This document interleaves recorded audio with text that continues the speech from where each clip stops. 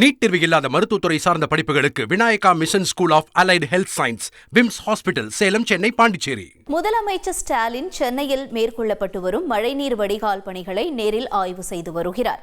இதுகுறித்த கூடுதல் தகவல்களை செய்தியாளர் ராமச்சந்திரன் வழங்கிட நாம் கேட்போம்.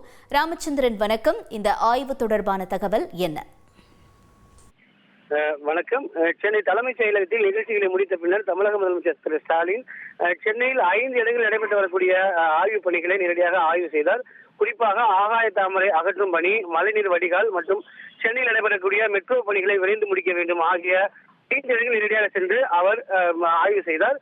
குறிப்பாக மழைநீர் வடிகால் பணிகள் சென்னை புளியந்தோப்பில் பகுதியில் 3.3 மீட்டருக்கு நடைபெறக்கூடிய மழைநீர் வடிகால் பணிகளை நேரடியாக ஆய்வு செய்தார். அந்த ஆய்வின் போது சென்னை மாநகராட்சி ஆணையர் திரு குமரகுருபன் அவருக்கு நேரடியாக விளக்கம் அளித்தார். அது மட்டுமல்லாமல் நீர்வளத்துறை சேர்ந்த அதிகாரிகளும் வரைபடத்தின் உதவியுடன் தமிழக முதலமைச்சர் திரு ஸ்டாலினுக்கு விளக்கம் அளித்தனர். சென்னை தலைமைச் செயலக நிகழ்ச்சிகளை முடித்த பின்பு தமிழக முதலமைச்சர் ஸ்டாலின் சென்னையில் மேற்கொள்ளப்பட்டு வரும் மழைநீர் வடிகால் பணிகளை நேரில் ஆய்வு செய்கிறார்.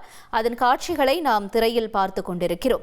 மழைநீர் வடிகால் பணிகளை தமிழ்நாடு முதலமைச்சர் ஆய்வு செய்து கொண்டு வருகிறார். வால்டாக் சாலை, புளியந்தோப்பு சாலை உள்ளிட்ட பகுதிகளில் இந்த மழைநீர் வடிகால் பணிகள் தொடர்பான ஆய்வு நடைபெற்று வருகிறது. முதலமைச்சர் ஸ்டாலினுடன் பல்வேறு அதிகாரிகளும் உடனிருக்கிறார்கள். அந்த காட்சிகளை திரையில் பார்த்துக் கொண்டிருக்கிறோம்.